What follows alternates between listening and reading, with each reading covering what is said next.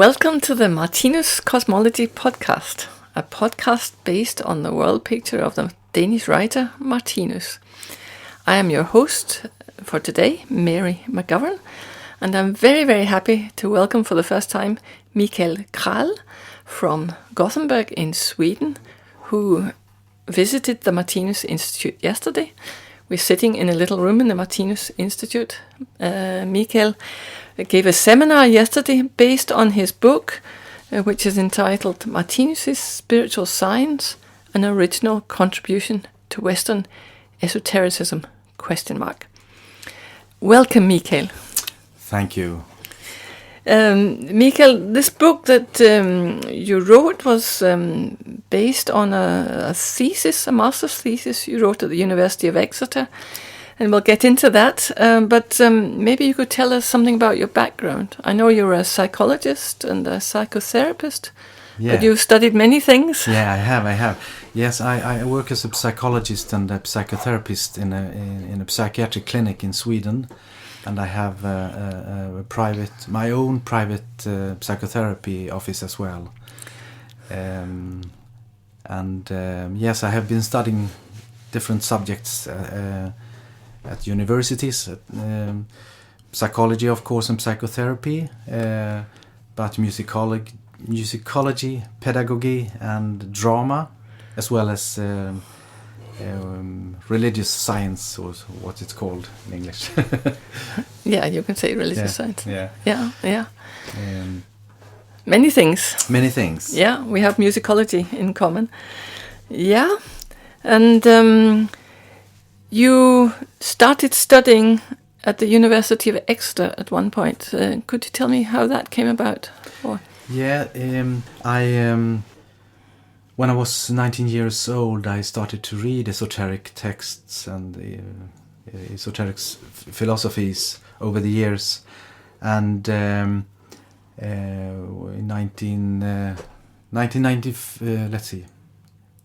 2004, I saw that there was going to be that a university in Wales was going to have a master's program in Western Esotericism. And as I have been studying these philosophies for many years, I thought that was very interesting. That it was in the academic world to view these philosophies from the outside. In a way, I mean the academic world it's a very good place when it comes to trying to understand things. You investigate very carefully what you want to understand. But in this subject, Western Esotericism, you also need to look at these philosophies from the inside. You need to understand what they think and how the world is organized, so to speak. So I thought that was very interesting, and I contacted the professor Nicholas Godric Clark. But the program didn't start at Wales. They moved it from Wales to the University of Exeter in England, and he wrote to me and said, "You have to send me your CV as soon as possible." Things going very quickly now. So I sent him my CV and applied for the program, and I was accepted. Yeah. It was 40 people or something that applied, and we were 12 that was accepted as students. Mm. Yeah. And you had studied a lot of esoteric literature prior to this. Yes, I had mostly Martinus cosmology, Blavatsky's theosophy, and Steiner's anthroposophy, and Bailey, Leadbeater, and Besant's neo-theosophies. So I was very well acquainted with these worldviews. Mm-hmm. So I had a very good starting point, so to speak, to understand these things. if you start to if you go into a subject like this and you don't have a knowledge about these philosophies, the risk is that you view it too much from the outside.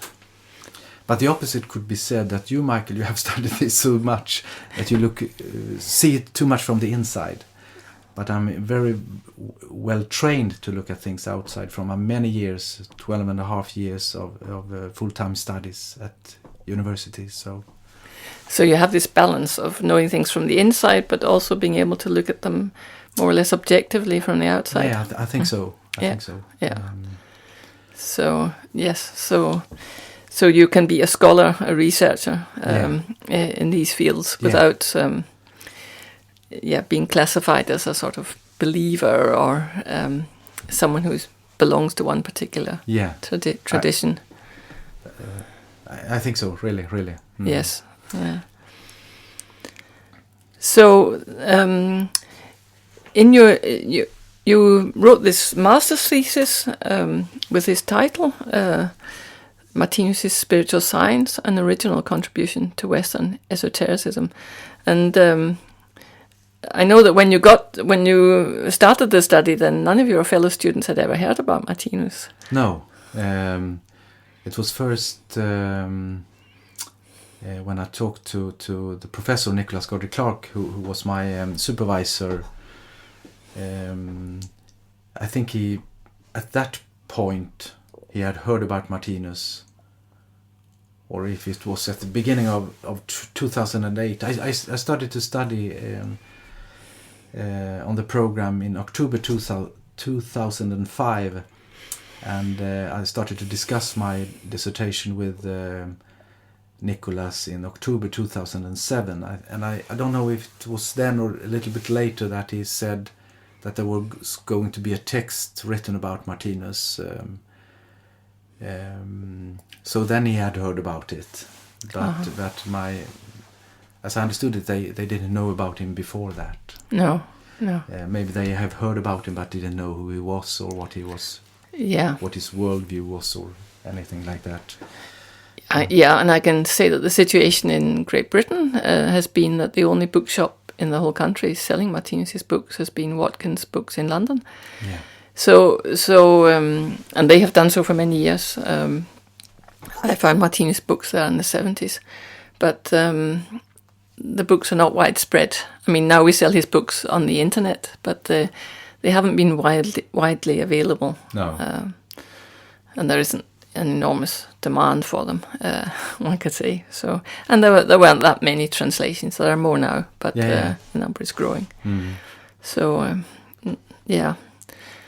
So you spent the first chapter of your book writing about Martinus' life and the experience that led to Martinus presenting this, what he calls the eternal world picture. Yeah. He stresses that it's not something he has invented, but more something he describes, something he saw. Yeah. And something we can come back to later is that you state in your conclusion that Martinus provides logical arguments for the analysis he presents. Yeah. But the whole thing started with an experience. Maybe you could tell us something about that and what happened. I presented his history in my book in the first chapter, as you said, and Martinus grew up in poor and primitive circumstances. His adoptive parents couldn't afford to buy magazines or books, and they could hardly read or write. Martinus went to school for 7 years, and he worked mainly as a dairyman and at offices at dairies. Mm. So he was a very simple man, so to speak. And according to one of his later friends, Nibelwang, he had only read a big book about Danish history, I think, and another book during his first 30 years. But then when he worked at one dairy office, he talked to his colleague Ove Hubert, who had read. He said to Martinus that he had read a book about meditation and reincarnation, and Martinus didn't know what reincarnation was about. So Ove Hubert told him that we live many lives, and Martinus thought that was probably so, or something like that. So he wanted to read this book, and but Ove Hubert was not the owner of it. So he came back to Martinus and said that the owner of the book want to lend you the book, but he wants to meet you first. So Martinus went to this man, Lars Nibelwang, who was a musician at the Apollo Theater in Copenhagen. And when he came to Nibelwang, he stated afterwards, at least, that he was well read in all the world's philosophies, or something like that. And he was specialized in theosophy and anthroposophy. So he told Martinus about the, the eternal wisdom tradition, or something like that, which is presented in theosophy. And Martinus asked if they used to pray in this tradition, and or talked about prayers, and Nibelwang said yes, they do, and that was Martinus liked that, because if Nibelwang had said no, he would have left. Yes. But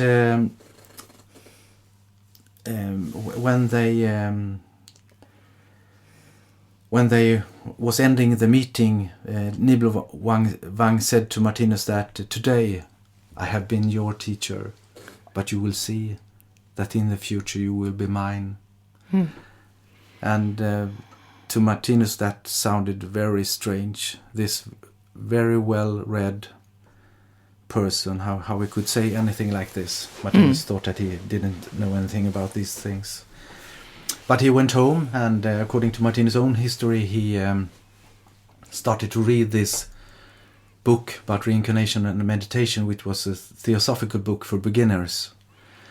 And I should say that Nibelwang himself said that he gave the instructions for the meditation to Martinus, but Martinus says that he read about it in the book.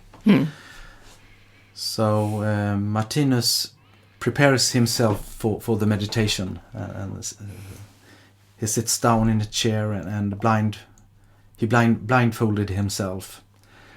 And I think I should read what happened. Okay. At this. This is from On the Birth of My Mission by Martinus, a Yes. little book in English by Yeah. Martinus. Yeah. And Martinus writes the following.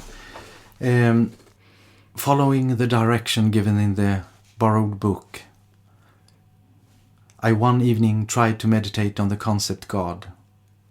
And suddenly, without knowing exactly how, I found myself in a condition that made me feel in the presence of something immensely sublime. Quite a small luminous point appeared in the distance. For a moment it disappeared, but shortly after became visible again, this time much nearer. I could now see that the light emanated from a Christ-like being, presented itself in a dazzling white light, spangled with shades of blue. The light was so intense and vivid that it reminded me of those sparklers we used to put on Christmas trees. The sparks in my revelation, however, were diminutive in comparison, but in return much more numerous.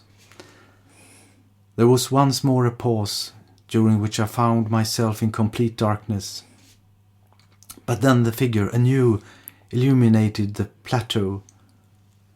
I looked directly into a fiery figure. A Christ-like being of dazzling brightness now moved straight towards me, raising its arms as if about to embrace me. I was entirely paralyzed, unable to make the slightest move. I gazed straight into the radiant being's diaphragm, now just outside of me and on a level with my eyes. But the figure kept closing in, and presently it entered my own flesh and blood. A sublime feeling thrilled me, the paralysis left me.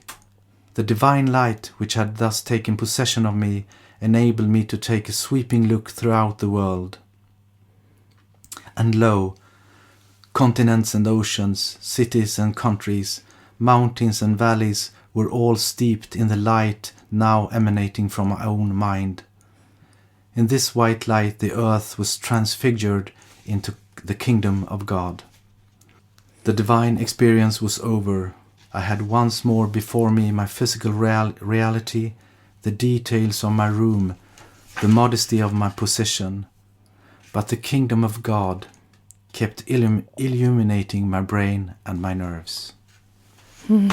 Beautiful. Yeah, very. Yeah. So that was the first day. Martinus meditated on 2 days. Yes. So this was the first meditation, and then he sat down in the meditation chair the next day and experienced something very spiritual as well. And according to Martinus himself, this made him able to be in contact with his intuition. What you say? Every time. So he, as Martinus himself says, that artists and scientists they can work very hard on something, and then suddenly they can get a bliss of intuition that they can get an intuitive glimpse. Yeah, but he had his intuitive centers open permanently. That's right. Thank you. So he could. He said that after this experience, if he asked a question, he had the answer immediately. Yeah. There was no limit. He experienced that there was no limit to his knowledge. Precisely. Which is quite a claim. Yeah. Quite a claim. It's quite a claim. Yeah. And I in my work, one of my questions is. One of my research questions is what the source of sources is for Martinus, Blavatsky, Steiner and Bailey, since I compare him with the worldviews of the three others. And I conclude from Martinus' own account that this experience and what he terms his cosmic consciousness is the source of what he says. And that he shares that position with Steiner, who said that he had he could look into the spiritual world. So what he presented, Steiner presented, was his own experiences as well. But that's a different, if we compare with Blavatsky and Bailey, which we haven't presented yet, but they claimed that they had external sources, other people who gave them the knowledge which they wrote of. Yes, and Martinus writes somewhere that it's possible and inevitable that at some stage in evolution everyone will be the source of their own knowledge. That it's a question of moral development of intelligence over many, many, many lives. Yeah. So when you reach this level of moral perfection, where intelligence and humane compassion are very highly developed, these intuitive centers open up. Yeah. And then you become your own source. Yeah.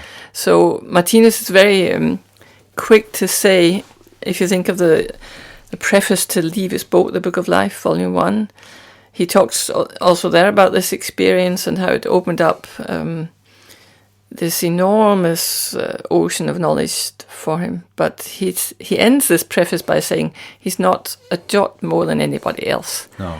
That you've either had this experience before him or you'll have it after him. It doesn't make him any more special than any of us. It's just another stage in evolution. Yeah. And the same idea we find in theosophy and anthroposophy as well, that there is an evolution and that everybody will reach a higher consciousness in the future. Yeah. So that there we find the same idea. Yeah. And how much influence do you think Nibelwang had then on Martinus? I tried to see if there was any influence on Martinus before he met Nibelwang. if he read any esoteric texts or met people interested in esotericism, but I could not find any of that. So prior to his initiation, as he claims that it was, he had no such knowledge, or so. But the question then is, did Nibelung's knowledge in esotericism had any impact on Martinus' thinking or what he said about the world? But the only evidence we have there is their own texts about their meetings. So, and these texts, they don't confirm that Nibelung affected Martinus' points of view. But what they did do was that they affected Martinus' way of presenting his arguments. Because even if Nibelung was very well read in these esoteric philosophies and thought that Martinus was a great being, he understood, he said himself, that Martinus was a highly evolved being. He was very skeptical. So when Martinus said something, and Martinus said that he said things that he saw with his intuition, Nibelung protested and said, "Oh, these other authors have not said that," or something. Martinus described Nibelung as the incarnation of the world's questions. Yeah. Which was very good training for Martinus in learning how to formulate his analyses. Yeah. He had never written anything to speak of at all. No. So this connection with Nibelung was very important in training his way of formulating things. Really, really. And I think that my conclusion is that, as I said here, Nibelung didn't influence Martinus when it comes to the content of his worldview, but in some way the way he presented it. So that was my conclusion, that Martinus came with his own worldview, and the discussion with the Nibelung helped him to formulate the presentation. Yes, and I know in chapter 2 of your book you present Martinus's worldview very briefly. Yeah, to present Martinus's entire worldview in a short podcast is perhaps rather impossible. But is there anything you would like to emphasize about Martinus's worldview or Martinus's spiritual science? Something you thought is particularly important? What I did was I presented the main ideas, so to speak, in chapter 2 in my book, and that is what he calls the new world impulse, which is affecting humanity at the present moment, and how different people are receptive to it. And I also presented that Martinus claims that there are 6 eternal kingdoms that we always pass through in different, what he terms, spirals, cosmic spirals. But also that he claims that there are 7 basic energies which everything is composed of. Or rather, there are 6 energies which everything is composed of, and the 7th energy is an organizing energy, so to speak. Yeah. But also, let's see. And Martinus presents an analysis of the structure of God. Yeah, and the basic analysis of the living being, that there are 3 parts, so to speak, what he terms X1 and X2 and X3, where X1 is the absolute, the eternal I, and X2 is the ability to create and experience, and X3 is everything that is created, both the physical world and the spiritual world, or worlds. But then I compared, if I don't know if that's the right if I should say anything about that now. Yes, do. Yeah, thank you. When I compared Martinus with Blavatsky, Steiner and Bailey. Maybe you could, for our listeners, maybe tell us a little about who Blavatsky, Steiner and Bailey are. Yeah, thank you. That's good. Blavatsky was the co-creator of the Theosophical Society in 1875. And she claimed that she was in contact with mostly two masters in Tibet, who gave her the information that she wrote down, and she presents an esoteric philosophy where she claims that there is the physical world and several spiritual levels, and that there is something absolute which has no it has no attributes, which she calls the Parabrahman. But she also claims that we go through different kingdoms where we develop and have different ways of experiencing life. And that is the same in Steiner and Bailey's and Martinus' writings as well.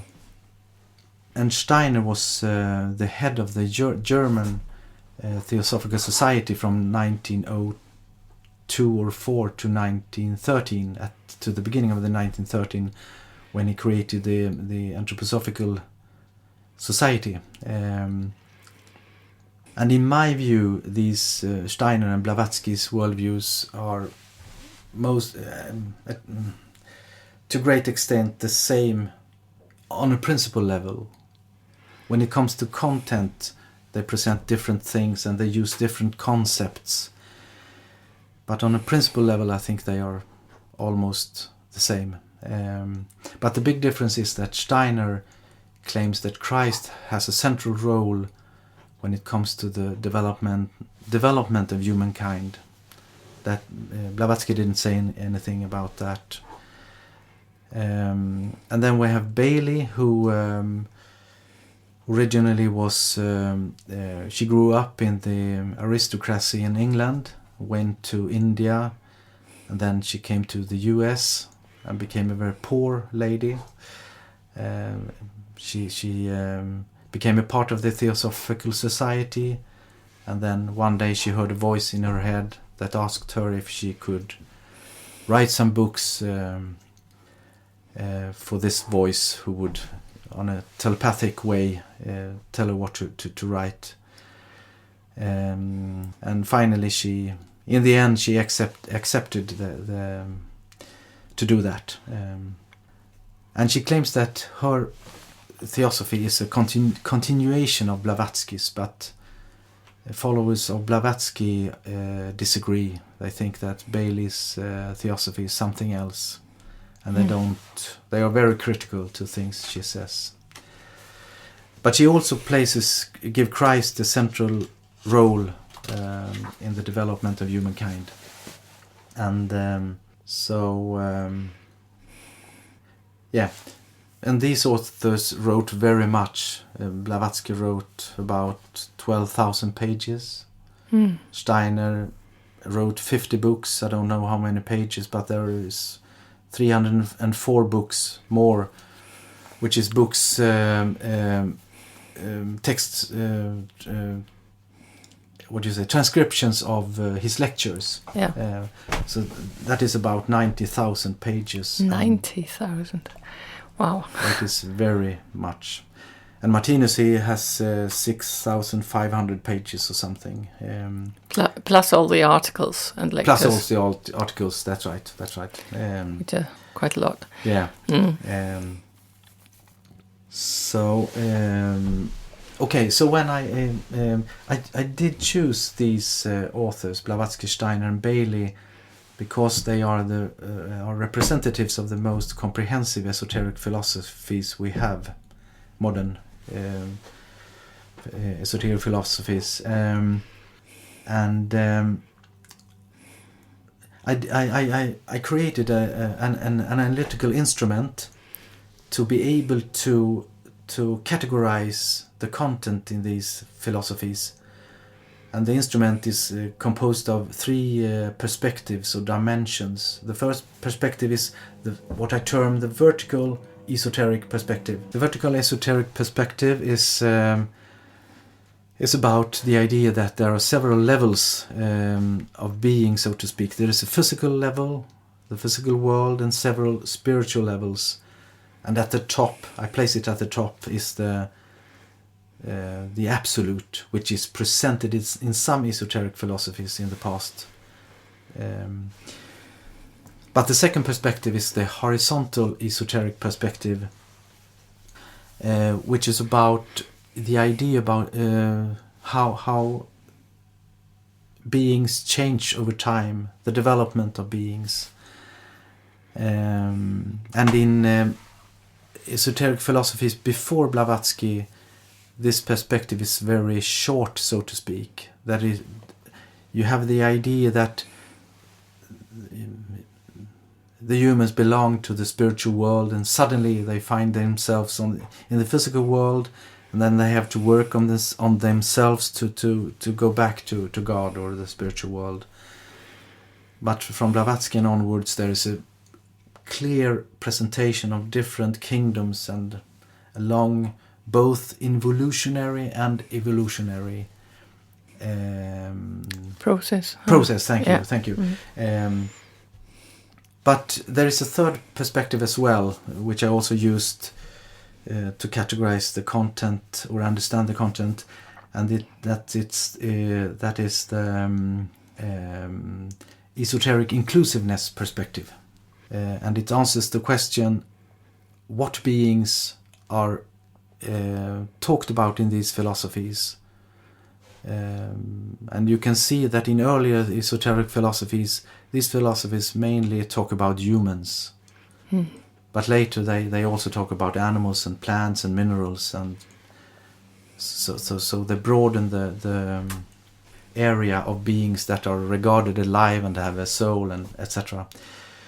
So when it comes to the vertical esoteric perspective, the hierarchical perspective, so to speak, I could see that Martinus and Blavatsky has the idea about something absolute, which is without attributes.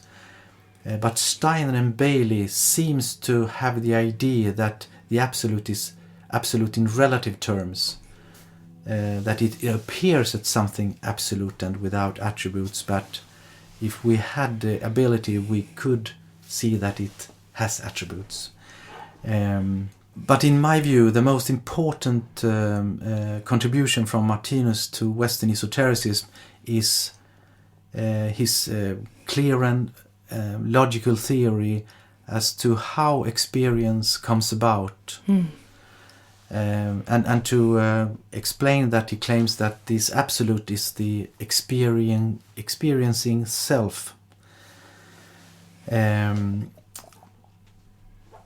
There is no such theory in Blavatsky, Steiner or Bailey's texts, how experience comes about and what is experiencing. And in Martinus' worldview, that is clear. That is X1 or the I. It's the absolute stillness. That experiences, Yes. And actually the first section of Livets book, the Book of Life, is called The Experience of Life. Yeah. The first sentence says, if I can paraphrase it, every living being who comes to the earth, no matter whether they're a mineral, plant, animal or human being, is subject to the experience of life. That's right. And for me, the whole work is about explaining this experience of life, and how it evolves and changes. So I think you're really onto something there. Yeah, thank you. I think that I view these philosophies very much in terms of principles, and I don't get lost in detail, so to speak. Yes. That is my analysis of myself.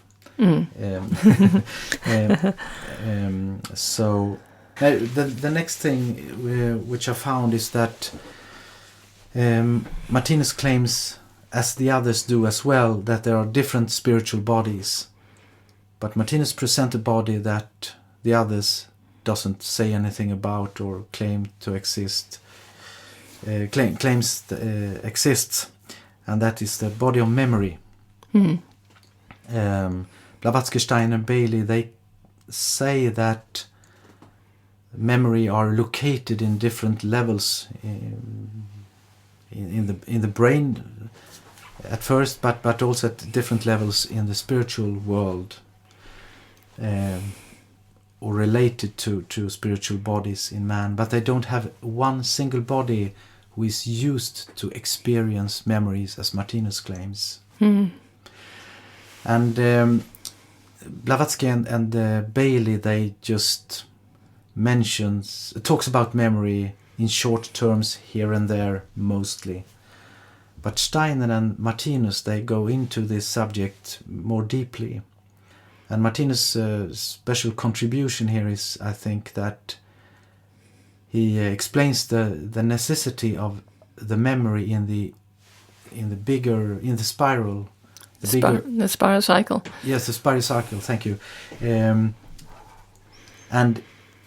by claiming that there is a kingdom where you remember your the earlier kingdoms where you have been in, and especially the animal kingdom, which is represents a great contrast to the higher spiritual world which you have been in, according to Martinus, before you enter the kingdom of bliss. That's the word in English? That's the word in English.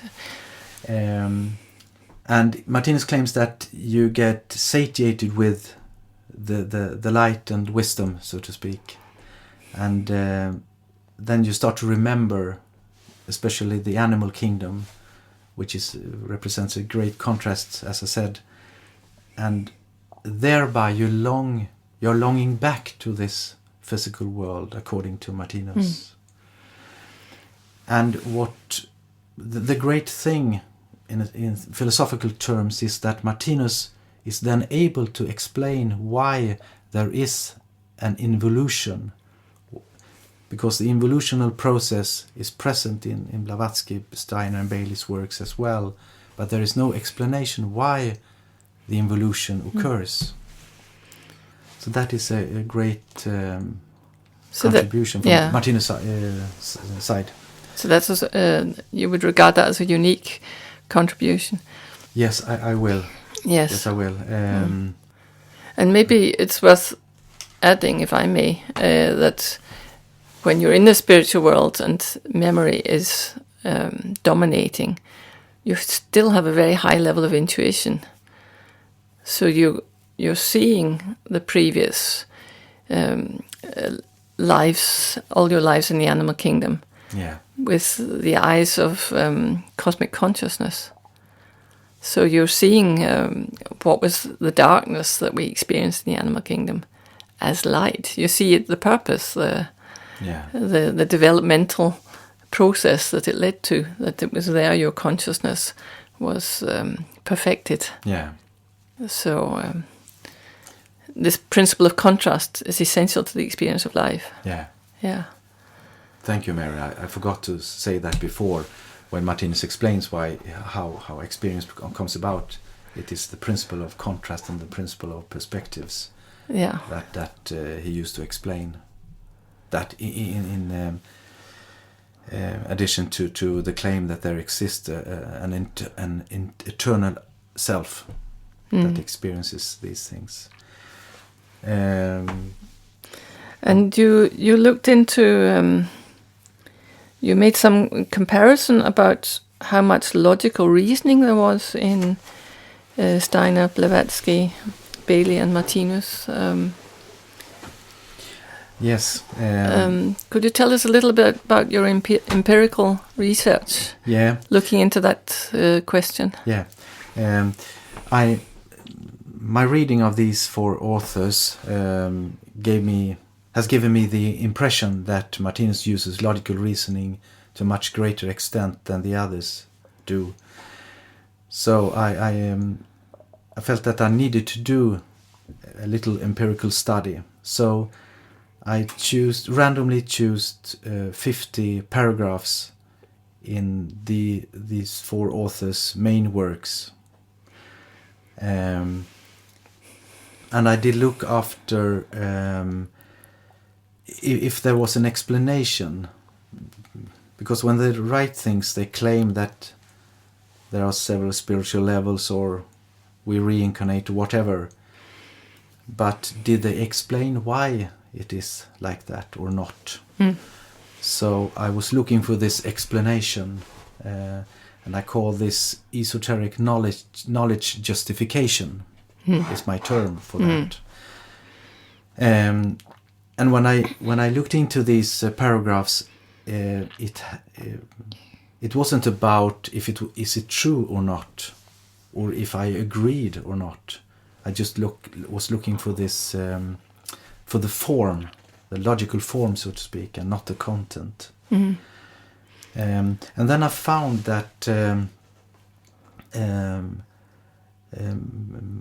56% of Martinus' paragraphs were containing logical reasoning, logical arguments, and 15% in Steiner's books, 8% in Blavatsky's, and 0 in Bailey's. Very interesting. Yeah. Very interesting. And of course, it doesn't mean that things are not true because they're not logically reasoned. Precisely. I did not evaluate the truth in the statements at all. It's just a difference in the way they're presented. Yeah, precisely. And it can be misunderstood, as I have experienced that a reader of my book can think that, Mikael says that Martinus is very correct and Bailey is not correct at all, if I exaggerate. But there were some paragraphs which I could not decide whether there were logical reasoning or not, between 8 and 12%, if I remember correctly. So, but there is a great difference. So my conclusion is that Martinus, what is my term now? Martinus is representing what I term a logically explained ontology. And could you explain what ontology is? Ontology is the philosophical study of being, or what is, and that is a matter of substance, properties, relations. So you look at the world in terms of principles. And I use the word ontology because, in my view, you can only... Well, it's difficult to logically explain details, but the principles can be logically explained or argued for. And I also state that Blavatsky, Steiner and Bailey then represents a proclaimed ontology, that they mostly state things. Yeah. But this study has to be repeated, of course. But and it was a small study, so maybe it could be interesting to make a larger study. Precisely. So I if my study, if other researchers will find the same thing as I did, that is, I think, an addition to Western Esotericism. This high level of logical reasoning present in his texts. And what other things do you think are in addition to Western esotericism in Martinus's world picture? I noted in particular 2 things. One was the idea of microcosmos. Yeah. Which seems to be presented differently in the different worldviews. Yeah. And the other thing I noted was the whole idea of sexual evolution, the sexual pole transformation. But maybe you could take this idea about the microcosmos. Yeah. When you read Blavatsky, Steiner, Bailey and Martinus, you find that they have the idea that the microcosmos, which in esoteric philosophies, you normally talk about man as microcosmos. But Martinus uses microcosmos for the, so to speak, small beings in the humans and in other bodies.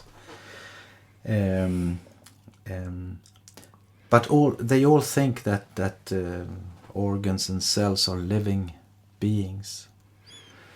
But the difference is that Martinus claims that you have to relate to them and take care of them as living beings. So in this esoteric inclusiveness perspective, which is about who is alive and who do we treat as living beings, I created two levels.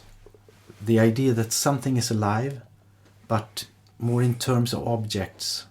We claim that they are alive, but we don't treat them as subjects. So the second level is that they are subjects, sentient beings. And Martinus extends his view to include all beings and as being sentient in the microcosmos. He does so in microcosmos as well, but according to Martinus, this is very important to relate to microcosmos in your body. You should take care of it. For example, when you die, you should not cremate your body. And he also talks about this when it comes to eating. He says that when we eat meat, we don't just kill the animals, but we kill the microscopic beings in the flesh. In the meat. In the meat. Yes. So that I also regard that as an addition to Western Esotericism, that he regards the microcosmic beings as subjects. Yeah, and his analysis of the microcosmos came very early in his production. He wrote the first volume of Livets Bog, The Book of Life, in 1932. Yeah. And immediately after that, 1933, he wrote The Ideal Food, which has very much to do with the consequences for our microcosmos, our organs and cells and smaller particles, the consequences of eating meat for our organisms, but also for the microbeings in the animals that we eat and so on. So that was a major work on the microcosmos, even though it's rather small, but it's has a very large content. And then immediately after that, he wrote a book called Bisættelse in Danish. We have a working title. For the moment, it's not translated into English, but something like On Funerals, which deals partly with cremation, the effects of cremation, what happens to the body if we cremate it or if we bury it in the ordinary way, or he himself went in for embalming, but to take care of the microcosmos. But also how our thoughts affect the microcosmos. He talks about thoughts as thought climates, like storms and sunshine and rain, and in the whole, how our thoughts radiate these energies through our microcosmos and how they affect our health. Yeah. So I think it's very significant that he was writing Livets Bog, but since volume 1 was finished, he wrote 2 major works on the microcosmos. And only then did they return to Livets Bog and wrote Livets Bog 2. Yeah. So for him, it was a very significant area to take. In a way, I think he's really expanded our sphere of compassion, our sphere of responsibility. Yeah. So I think. Thank you for that reflection, Mary. I didn't think about that myself, even if I knew that he wrote The Ideal Food. They came as articles first. They came, as articles in Cosmos, starting in 1933.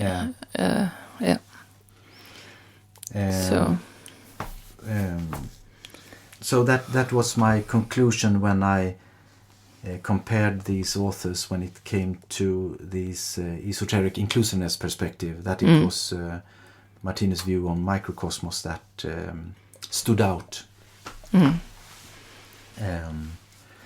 And what about this idea of sexual evolution? Martinus has written a lot about it, mostly in Leave His Book, The Book of Life, Volume 5, but also in other places. Do these other writers, Blavatsky, Steiner, Bailey, deal with the sexual evolution in any way, or the roles of the two sexes, or how these things evolve, if they evolve? Yes, they do. They do. If we talk in terms of principles, the four authors agree that in the past there was a separation into sexes, two sexes, and in the future they will become one again, so that the future human being is an androgynous being. But